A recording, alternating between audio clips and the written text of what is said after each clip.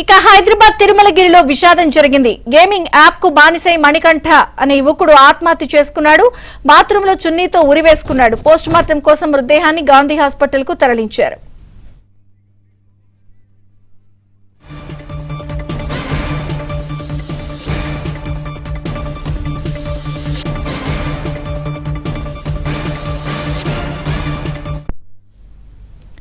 హైదరాబాద్ తిరుమలగిరిలో విషాదం జరిగింది.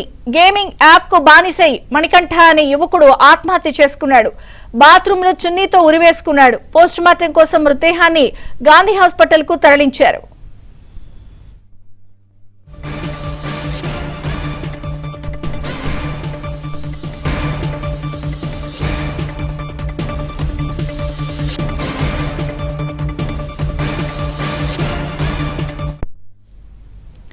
హైదరాబాద్ తిరుమలగిరిలో విషాదం జరిగింది.